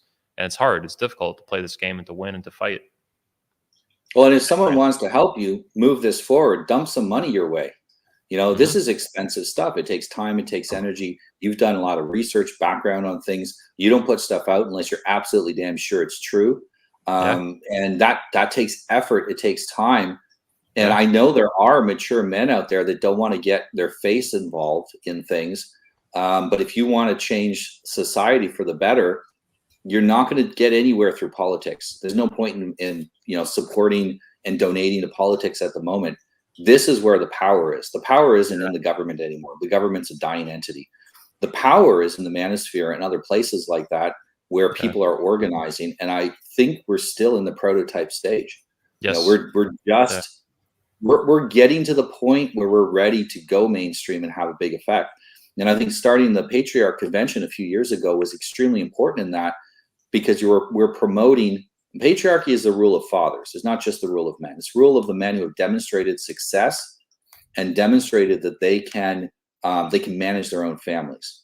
And throughout history, the patriarchal societies have always dominated the mixed or matriarchal societies because we do a better job of running society. And promoting that again, I mean, that was the first positive mention of patriarchy in like 50 years, was you starting that convention. Yeah. And now I'm hearing positive mentions about patriarchy everywhere. Yeah. Yeah, it just occurred to me, there was a whole series of what led up to that event, but it was my decision ultimately to call it the Patriarch event. And when I did that, even in the manosphere, it was controversial. Like, oh, is that a good idea? I'm like, yeah, fathers should lead their families. Men should lead in society. At minimum, that's what this means. They should lead their families. They should lead their marriages. They should lead their relationships. Whatever. Lead their churches. Lead. And this is what patriarchy is. And yeah, we got to steal these words back from the left and the feminists and crap. That's why I use it too. It pisses them off. For free. Yeah. That's the best. You got to find like what's super effective and then free. Make women great again. Boom. I got it from Trump, obviously, who got it from Reagan and whoever else studied Clinton. But now we're going to make women great again. We're going to make men alpha again. We're going to bring back the patriarchy because they blew it up. And we got to rebuild it. And we're going to rebuild it bigger, stronger, and better than it ever was before. And this time it'll be rebuilt in such a way it can't be torn down. That's right. Boom. There you go. Nail in the coffin. Boom. I love it. Yeah, we need it. Well, and the thing too is you never do things halfway. When you do something, you go like balls to the wall. And I think calling it the page, you're not going to win with the left by trying to meet them halfway. Yeah. We have to establish our goalposts and set our boundaries for what things are, and then force them to conform to us, not the other way around. And I talk about that in the book, that a big, one of the keys to resisting manipulation is to know what your boundaries are, to set them. And then you need to develop the power to enforce your boundaries. So if you have boundaries, but you have no power to enforce them, you might as well not have boundaries. You see this in the Southern United States. If they're not willing to enforce the boundary, what's the point of having a border? Yeah. And it's the same with any personal boundary that we have with other people. We can have a person in our life who sometimes manipulates, because like I said, if we got rid of every manipulator, we'd be alone. We may have a family member that we love dearly, but they're a bit manipulative. My family, who is manipulative, doesn't manipulate me, and my wife's family is manipulative, doesn't manipulate me. I hear when they're talking, they're thinking about what they're going to say. They're thinking, I know he's not going to put up with bullshit. Yeah. I'm going to have to deal with him straight. And this is what happens. People start dealing straight with you. Now, on the other hand, you have to be rational and reasonable in return. So you have to give something back in return for that. But you make sure that you just don't. You can manipulate other people. You can't manipulate me. I won't tolerate that. And you can't manipulate my wife, and you can't manipulate my kids, because that's our job as men, is to protect our wives and children. Yes. And that changes society, because people now have to develop their skills of persuasion. And here's the thing is that most people don't have much of value to offer. And this is why they have to manipulate, because they can't persuade. They can't say, okay, I'll do this for you and you do that for me, and we'll be even. They can't do that because they don't have anything to offer. And so they're trying to create a false debt through manipulation that you then have to pay and give to them. Yeah. And once you force them to do persuasion, they have to up their game. They have to become better people, so they have something to offer. So by resisting manipulation, you make other people better people. The knock-on effects are massive. The trust that is increased in society. If a man allows me to manipulate him, I can't trust him, because that means someone else could manipulate that man as well and turn him into my enemy. So I can't trust any man that I can manipulate. I can only trust men that are resistant to manipulation and will tell me off if I ever tried to do that to them. Yeah. This is much bigger than just our own personal needs and interests, and we owe it to ourselves, but it's also a duty to society to resist manipulation and set that example and create those knock-on effects out into society. And if 5-10% of people in the world and in the West read this book and become immune to manipulation, that's enough to have an effect over the other 90-95%, because most people, they follow the dominant narrative. And that 5 to 10% of people now, when you can't be manipulated, you suddenly become dominant. Yeah. Now you are the dominant narrative. And in this case, the dominant narrative is truth. And the truthful narrative is a lot easier to maintain than the lie. Yeah. When you're faking reality, you're creating multiple realities in a way, at least figuratively speaking, and you have to manage them then. So when when you have, especially when a lie is like against involving multiple people, multiple conversations, this and that, you're creating like 3 or 4 different realities. Whereas if you were honest and truthful and blunt, you have one to manage, because there's only one reality. You live in existence. You live here. I love what you said too about feminism not meeting them halfway, like all these conservatives, all these fucking beta males. Yeah, like with Make Women Great Again, one of the main elements of it, in fact, probably the biggest one of all, is I want to abolish feminism. Zero feminism, fucking zero. Not a little bit, not halfway, not 20%, zero. And this scares people because they're like, wait, what? No, what? They just start, they freak out like a little talking head, a little like a little plastic thing, like a bobblehead. And no, conservatives are deathly afraid of winning. That's the absolute worst thing that can happen to them. They're afraid of winning, and they're afraid of women, and they're afraid of womankind and their wives and their mothers and their daughters and all this bullshit. One thing you mentioned earlier that I wanted to say, that anytime, since I really woke the fuck up, got red pilled, became ultra uber giga chat alpha male, anytime I hear a girl say that her father is or was her best friend, beta dad, and the girl is probably skank or she's fucked up. This is the truth. 99 times out of 100. Your father cannot be your friend. Pat Campbell, may he rest in peace, one of our speakers, he said this a couple times at our convention on stage. And I love that. He had like 5 kids, Catholic guy, right? Bang, be fruitful, multiply. Anyway, he would say, like, I'm not my kid's friend. I'm your father. And, with his wife and your husband, but, I'm your father to kids. He's like, I'm not your friend. And he said it very sternly, but very kind of warmly too. He was a very intense guy, no matter what. I mean, look at the guy; he was a beast. But yeah, I loved hearing that. It came to mind. Another thing you mentioned. So something I'll just let the audience know too, just kind of anonymously. But I had to deal with a speaker just recently, a couple days ago, potential speaker for the event. Never spoke at our event. Big YouTuber, right? Hundreds and hundreds and hundreds of thousands of subscribers. One of the biggest speakers we'd ever have. And he tried to manipulate me, and I told him basically to eat shit and suck my balls, and you're done. You'd be lucky if you don't get memed to death. So like, I'm gonna shove him down his throat and you can shit him out his ass, basically, is what I told him. So literally. So that was this one more recent example where I had someone tried to manipulate me, an instant, all right, you're done. The minute someone tries to fucking manipulate me in some underhanded, covert way, especially when it involves business, speaking engagements, any kind of major deal like that, you're fucking dead to me. Because I know that this person, that you're gonna try that shit with me, you're gonna try it again. You're gonna try it to my friends. You're gonna fuck up my business. You're gonna fuck up the manosphere. And now I know who you really are behind the mask, behind the bullshit, right? The authenticity and mission and purpose and all this bullshit. It's all fucking fake. But in a way, I'm thankful because it also exposed, what was behind that mask, right? That I was still curious about. I didn't know. I was willing to have him speak. I was like, hey, maybe this guy is legit. Maybe this guy is good. Meeting him will help me understand that, right? Face to face, shaking hands, eye contact. But no, you try to fuck with me like that, you're dead. Done. Permanent. No fucking going back. Then, of course, didn't even apologize. Double down. Like, ultra scammer. You're going to burn. Well, here's the thing. At this point, they should know who they're dealing with. Like, it's not like you're completely unknown. And that's not, a lot of people are very successful at manipulating, and they're not even very good at it. It's just that people are so susceptible to manipulation, and people are such suckers that they get pulled into this.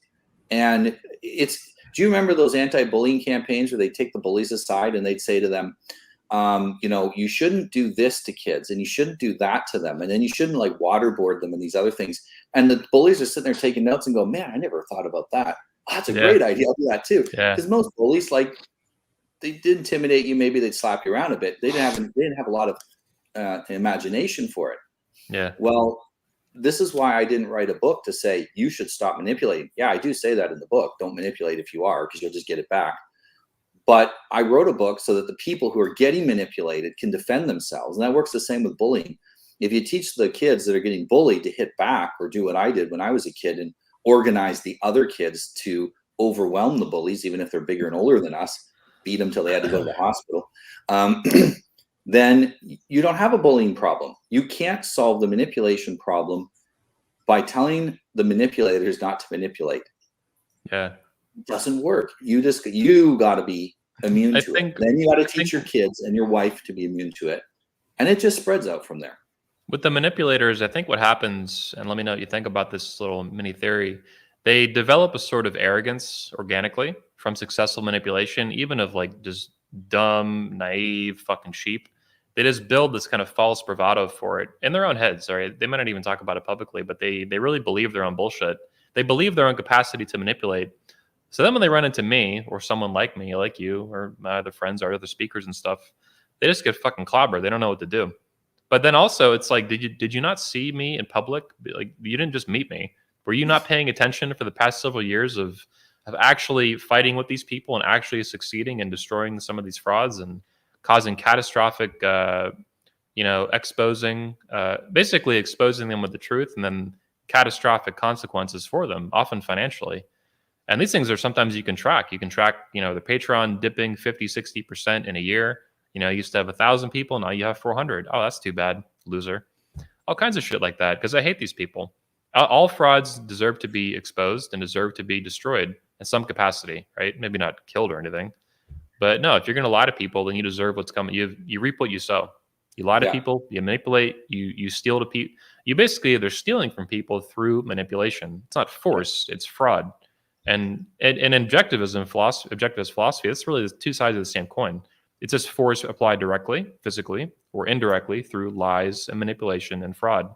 Both are wrong, both are evil, but one, of course, is more difficult to detect due to its nature of being indirect and a lot less transparent, a lot less easy to see. It's easy to, when a bully is manipulating somebody with his fists, like a kid, it's easy to see, it's easy to spot, and hopefully you can put a stop to it. But when you're being lied to, it's a lot more cognitive, it's a lot more mental, psychological, and philosophical too. Yeah, a bully punches a kid in the face, he feels it in that moment. Yeah. A manipulator gets you real good, that might bother you the rest of your life. Mm-hmm. I actually think manipulation is worse than getting punched in the face. Getting punched in the face might do you some good. Might change the way that you behave, and so you go off and learn how to fight, and you grow up because of it, facing bullies. But if you're manipulated, very often it undermines you. It neuters men. It encourages women to behave in ways which are completely destructive to them. And even when the manipulator is long gone and dead, people still hear that voice in the back of the head of that person that was manipulating them, and they're still making bad decisions because of it. Yeah. It's truly evil in some cases. It's echoes of manipulation. It's echoes of trauma coming, hitting you in the head. Yeah. So I want to talk more about the books more explicitly, though. Some of the table of contents I'm looking at here. So you begin the opening of the book with, "Are you being manipulated?" So my question is, how do you know you're being manipulated? What are some of the, can you give us some of the teasers from the book? Like, what are some of the basic, 3 ways someone can detect that they're being manipulated by a fraud or a predator or a con artist or some nasty BPD Jezebel woman? So there's a bunch of techniques that manipulators use.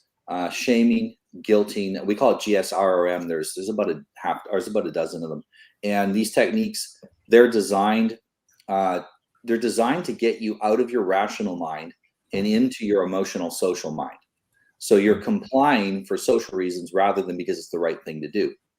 And anytime someone is trying to limit your rational thinking, they're almost certainly manipulating you. And they'll limit it by stimulating your emotions. So, think of the children. You get rid of guns because you got to think of the children. What about the poor kids? That's very clearly manipulation, because they don't want you to make a rational decision. They want you to have an emotional feeling about children and protecting children. Well, it could be some hot chick trying to manipulate you as well, just blowing you, literally. Yeah. I mean, sexual stimulation and that kind of pleasure is a very, they call it the pleasure prison. It's how women manipulate men. Highly manipulate. A great example is strippers. Strippers are master manipulators of men. Mm-hmm. So I know some ex strippers. It doesn't mean they're all bad people because they're master manipulators of men, but that was their job. Their job was to get money out of men. And so they understand how to manipulate a man's loneliness, to manipulate a man's hunger and desire for a woman.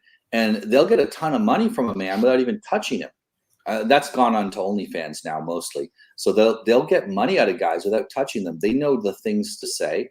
They know the things to do to trigger that man's emotions so that it overwhelms his common sense. And anyone looking at it from the outside goes, "What a moron." Like, he probably thinks, if he sees another guy doing it, he probably thinks the guy's a moron too. But when he does it, it's triggering him so much in the emotional sense that his logic shuts down. And the more trauma you've had in your life, the easier it is to shut your reason and logic down. That's what trauma does. It floods you with cortisol so that your reason shuts down. And so that's the first way. The other way is when you see someone trying to manufacture a debt that you don't owe them. Yeah. This is particularly useful against men. So men are highly reciprocal. We have this built-in honor code that if Bro does me a favor, I do him a favor back. Like, guy buys me dinner because we all go out together. Guy buys dinner, and tomorrow I buy them dinner. Or you buy a beer, I buy you a beer back. We have this reciprocity, and they will use manipulation to manufacture a false debt. So here's a great one: white guilt is a false debt manufactured to convince white people that they need to keep donating, keep giving money, and keep giving up their political power, whatever it is, because somehow some original sin of being born with white skin makes you guilty. So that's one example of it. And these debts, they can never be paid. There is no way you can square that debt. That's the other way. Look for that manufactured debt. As a man, if you owe somebody something, you don't need to be told. If you need to be told, you're not a man yet. You owe somebody something. One of my favorite things to do is to lend a new friend a small amount of money, like $100 or something, and then never say anything about it again. Yep. And if he doesn't pay me back, I don't keep hanging around with him, because he's not a man yet. If he's not interested in paying back his debts, and I shouldn't have to say anything about it. So men know when they have a real debt. You got to get out of your emotional self, go back to your logic, and think: do I have a real debt here? Do I actually owe this person anything? Who are they to me? And so we can start to realize this isn't a real debt that we owe. This is a manufactured debt. And the last way that we can see that, the third important way, is that it is the end result is non-reciprocal. So they want to compel us to do something that's a win-lose situation: win for them, lose for us. And any kind of relationship that is consistently win-lose is a toxic relationship and needs to be ended. Yes. And so that's the things we have to look for. A woman. Yeah. Yeah, and people will, there are people who are bad at that accounting, and they don't recognize that they're in these win-lose situations. I know guys in win-lose marriages, and they're just losing, and their wife doesn't. Neither of them are willing to recognize it. So it's not always easy, that one, for men to recognize.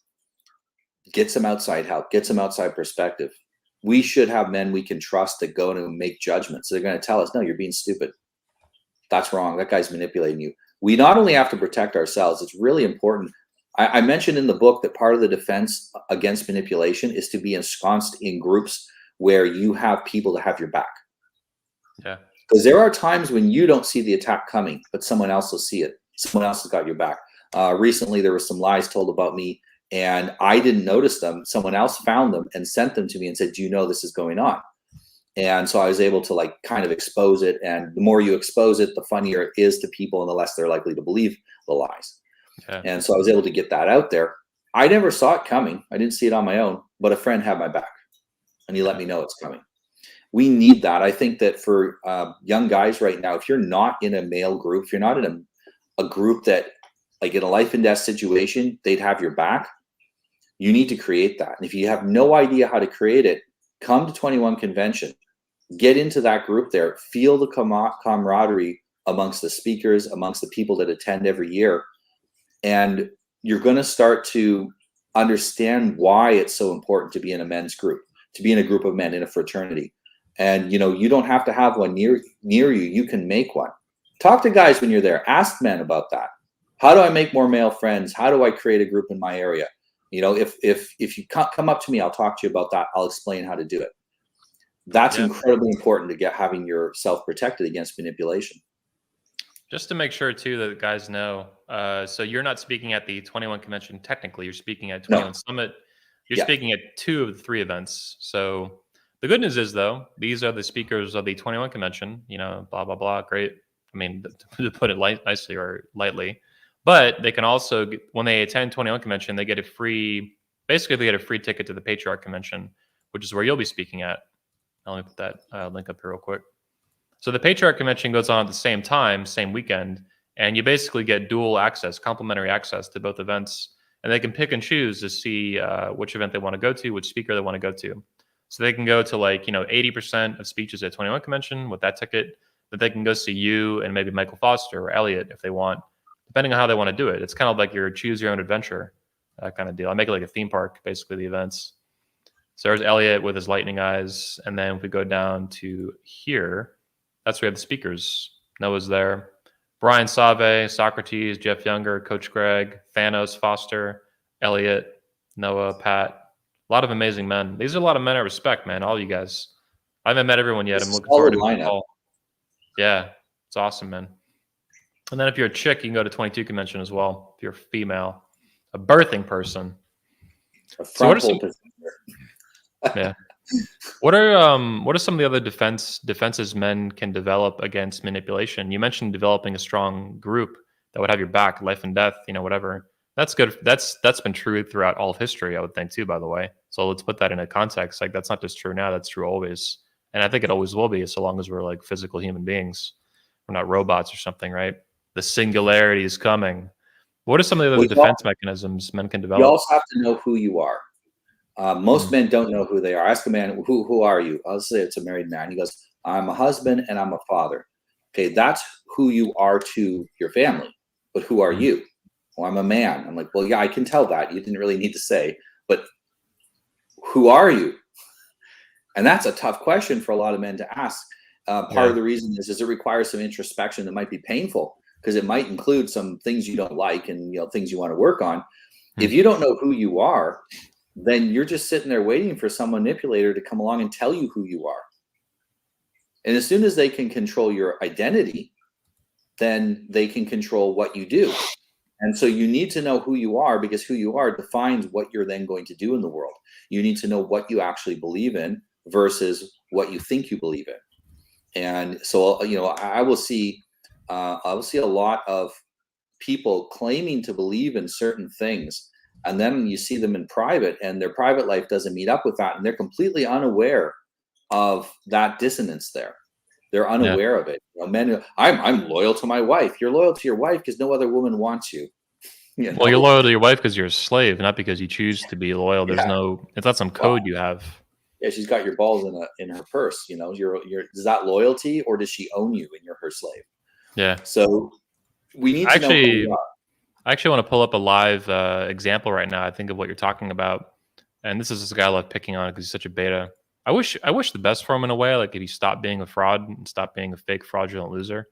But anyway, this guy. So if we look old school years ago, this guy Conovan Sharp, he ran his own channel, his own kind of little brand before anyone really knew he was a fraud, and it was about him and the red pill and blah blah blah. But he's slowly been consumed by this Jezebel, Devon Sharp, a single mom pushing 50. And she's basically, as one speaker put it to me that we know both, I'm not going to say his name, but he said she basically invaded his channel. And really, when he said that word invaded, I'm like, man, that hits the nail on the head. She invaded his mind and his identity. She told him now who he's going to be. So it used to be Conovan Sharp. Now it's Donovan and Devon. And how it's actually called How To Relationship has been the whole rebranding. So we went from red pill, you know, a fake alpha male, to just completely cucked and co-owned. He's basically been invaded and enslaved by this 47-year-old, you know, single mom. And it's just embarrassing to watch for a manosphere content creator. But a lot of what you're saying really reminds me of this because this is it's such a visible or vivid example of, you know, someone who didn't have an identity, who faked having a strong one, and then was invaded and had his hindbrain kind of cucked and controlled. A lot like, you know, John Samez. Like that's another guy who got, and if you actually look at his channel over time, it got invaded by a chick. It's not as explicit as with Conovan here, but with him, I mean, it's all about her basically. It's actually become all about him. Then it kind of split in half, and now it's like 80% her, 20% him. As she continues to dominate the relationship, he even jokes about her blue balling him and all this kind of stuff. It's very sick, perverse kind of relationship. I remember it seems like 2 years ago where the only picture I saw of her on there was her ass. He had one shot of her ass in the video, and that was it. And him claiming, you know, he had complete control of the relationship, and you know, he would only have sex with her when she was at a weight he liked, and all that. And now this. Yeah, she completely dominated him. It's pathetic. Yeah. Oh God, look at it. Look at this nasty one. Ugh. But yeah, it's a total domination, and it's just totally fucking stupid. Yeah, a picture of her ass. Yeah, I remember I posted a picture of that documentary. It's Yeah, sick. you're easy to dominate if you don't know who you are, because Yeah. you're just a shell and you're waiting for someone to give you an identity. And we see this, like we'll joke about this with people on the left where their identity is the current thing. Yes. But you're not immune to that happening to you just because you're not on the left. That happens to Yeah. a lot of people on the right too. And a lot of guys on the right, their identity is constructed one evening. Like they'll still surf several channels on YouTube and construct an identity and go, "This is now me." It's Yeah. not real. It's not who you are. You haven't been living that life. Yep. And what you have to do is see, what life am I living, and you have to look inside and say, okay, that's who I am. That's what I am now. Do I not? If I don't like it, at least be honest where you are. And if I don't like it, this is what I'm going to do to fix it. Yeah. And once you do that, it's very hard to manipulate you, because that means someone has to come and tell you to be someone that is incongruent with who you are. And as soon as they do that, you know that they're manipulating you. Yeah. Yeah, you bring up a good point that a lot of people on the right, they tend to have their identities filled in by other people. They're like this hollow kind of shell. And they think because like, oh, the left are hypocrites and blah, blah, blah. It's like, man, you are too a lot of the time. You don't realize it. And it's painful to watch. Like it's embarrassing to watch sometimes when I see the right, you know, just kind of like they become a bunch of zombies too sometimes, right? It's not just the left, it's them too. You think this way on this issue and you know this thing, and the student loan thing was a good example of that. To me, it's complex and nuanced because it's so retarded, and the government has fucked it up so bad for so long, dating back to at least 1972, when they decided to give banks special privileges to make student loans non-dischargeable in bankruptcy. They gave it a special benefit that it was not deserving. This then fucked up the cost of college and tuition, and Republicans did jack shit about this forever, had no intention of ever fixing it. They don't give a fuck. So it's like, you're bitching about all the student loan stuff and this forgiveness. I get it, but you're not even taking responsibility for helping cause this problem, and definitely doing nothing about it. A year ago, none of them would have cared at all about any of this stuff in terms of updating bankruptcy code to normalize bankruptcy laws for student loans, the same way a credit card or a car payment or whatever, a car loan can be discharged in bankruptcy. Why do student loans get special? Because of this ridiculous bullshit where college is like it's basically, I think, it's like a child of feminism and woke. Education is special. We're going to give special privileges to student loans so more kids can get student loans and then be enslaved to this lifelong debt that you literally can't get rid of unless you get your leg blown off in Iraq. Like, that's the only time that you get rid of it, is extreme hardship. Like you had a leg blown off in war. So yeah, it was so hypocritical. I've had so many married 30-something-year-old women tell me, I will never pay off my student loans in time to have children, and like have a complete emotional breakdown in front of me, because they're like, I want to have kids, but I still got like 75,000 left in student loans, and I'll never pay that before my fertility window runs out, and I can't have kids and afford to pay the loan, the monthly payments. It is serious stuff. It's changing society. It's not just about money. This is why women who go to college are basically all losers, as I see it. If she went to college, I wouldn't date her. Like, if my girl had a college degree, I would have never dated her. I want uneducated, pure blood, homeschooled woman. That's what I got. Yeah. My wife was at first, when I first married her, she had like a bit of an inferiority complex over the school. I didn't go to college, and I kind of wish that I could have. And right now, everyone she works with has way more education than her, but she's the most indispensable person. Her and a bunch of other ladies, they're that are friends of hers, are working together to educate their kids, and they're doing it through a private school. So basically, my wife takes my kids to school, and she teaches them part of the day, and her friends teach them the rest of the day. And this way, it's kind of like the old system where women of the village would get together and educate the kids in a group, except she gets paid, which is great. So then she has some extra. They still kind of do that in homeschool, at least in Florida. There's something called like co-op, where a bunch of kids from a surrounding area that are homeschooled will go to someone's house for homeschooling that day. And it's like 5 or 10 kids or something like that. I didn't even know that it existed until recently. My girlfriend was homeschooled from 5th to 12th grade, which is like really unusual to find that. Yeah. Otherwise, I would have fired her, get along. Well, this is part of the reason why she's, you can tell she's got that energy to her, that homeschool kid energy. She hasn't been crushed by the system. Yeah. Yep. Yeah, it's we were never mind. I was trying to remember what I was going to say, but I forgot. It's all right. So talk to me. I want to round out I'm going to look a little bit deeper into the table of contents here. You actually end one of the last chapters is a world without manipulation. Talk to me about that. Is that like a brighter future where we get rid of this fake fraudulent bullshit in the world? When we become sufficiently immune to manipulation, what happens is we get a world where people have to self-improve to have something to offer.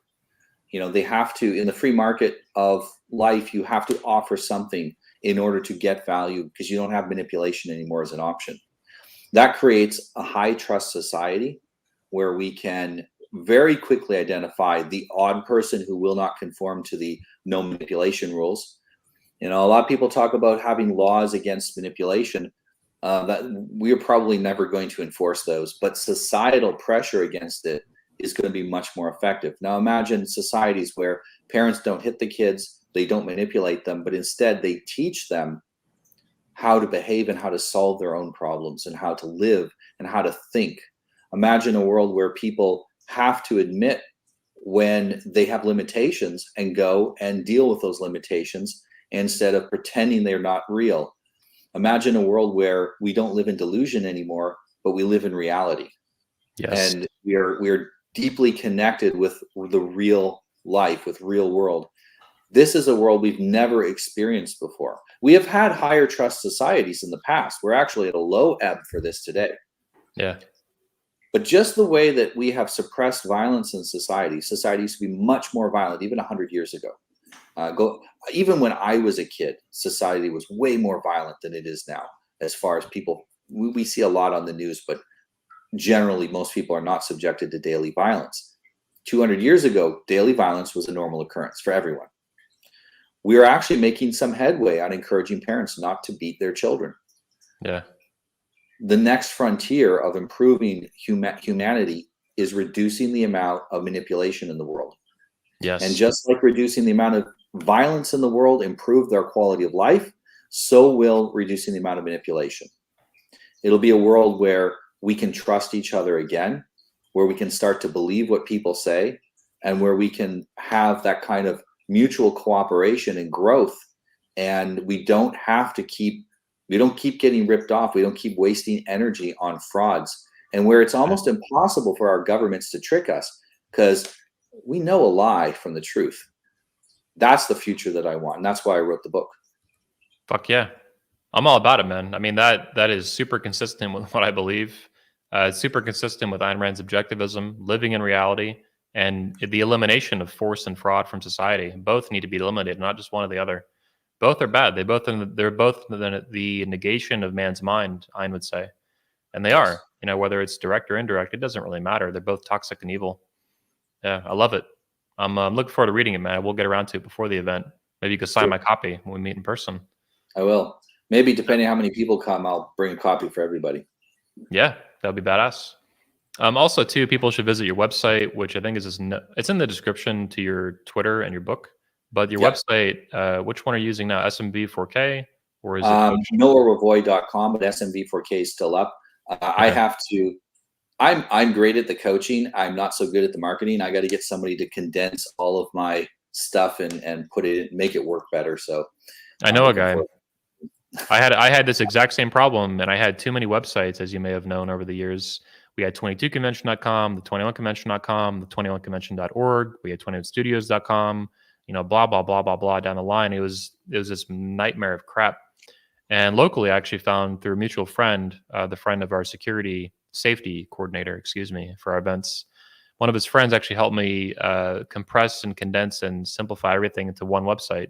Basically, we said one now, 21studios.com. I will refer you to him. He is awesome. You should definitely talk to him, in my opinion. Definitely, I will.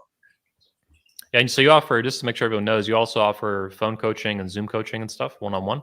Yeah, I do a lot of coaching with people one-on-one. About a third of my clients are women, about 2/3 are men. And I'm coaching more and more married couples and married men because it's gotten so expensive that single guys can't always afford it. But I'm in such high demand that I had to raise my prices. I'm about 3 times this year, 3 times what it was at the beginning of the year now, because demand has just increased. You mentioned earlier about this is the time of the manosphere. People are desperate for help and they're looking for help. And because I do a good job, I'm busy all the time. And in order to balance my time out, I had to increase my rates. But talk to me. The good thing is that it's very fast. Progress is quick when you have a good coach. And my goal is that you don't need me forever. The idea isn't to, I'm going to coach you for the next 6 years, like a therapist. You're going to talk about your mommy every day every week for 6 years. No, this is, you got something to solve. You come to me, we'll work on it. 12 weeks later, it's done. You never need to talk about it again. It's fixed. And that's how I work with people, and I work with people all over the world. So wherever you are, reach out to me and I'll tell you how we can work together. Nice. I really look forward to seeing you and Pat Stedman meet. His coaching philosophy is almost identical to what you stated in his own articulation. And that to me is a sign of a good coach and a good man. Richard Grandin, I think, is very similar as well. So I like both those guys. Yeah, cool. Everyone, make sure you pick up a copy of, Become Immune to Manipulation on Amazon.com. And come out to 21. Meet myself, meet Noah. I'll throw the ticket thing up here real quick. So like I said, Noah will be speaking at the Patriarchy convention. He'll be returning now to our events. He'll also be speaking at the 22 convention for the females, which is right here, myself and Coach Craig. Noah is listed on the speaker down here, along with many others. Pat Stedman, I just mentioned. A couple chicks speak at the 22 under male supervision, of course, under patriarchal rule. Anyway, come out to the events, get a freebie ticket. Well, basically, when you buy one ticket, you can bring a friend free, or a wife, or a son, or a daughter, whatever you want, as long as they're over 18. If they're under 18, they can actually attend to, but you got to be with them at all times in the conference space. Finally, a lot of you bug me about my hat. So if you want hats, there's a link in the description, and you can get all the hats you want, or you can visit the21store.com. Noah, you can have as many hats as you want for free when we meet up. It's been a couple years since I've seen you face to face. Be cool. Yeah, I'm looking. See if I can get an extra day on one end to the other so we can hang out a bit. Yeah. I think the Tuesday night, you should stay through Tuesday night and leave Wednesday. Make sure we sort that out. I have Tuesday night, we're gonna a ton of clients in Orlando, actually. And in Orlando, and friends in there as well. And so I'll probably stay a little while, and maybe an extra week even, and see all my friends. Fuck yeah, that'd be awesome. Yeah, we have a private speakers only meeting on Tuesday night, so definitely come out to that. I don't know if we did that. We didn't do that in Poland, but we do it in Orlando. Yeah. Everyone else, thanks for tuning in to the Redman Group episode 174. Do visit Noah's Twitter, follow him there. That's growing. Visit his website, buy his book, all that fun stuff. I'll see everyone probably next Saturday on the Redman Group, and maybe a special episode before then with another speaker. Noah, thanks for your time.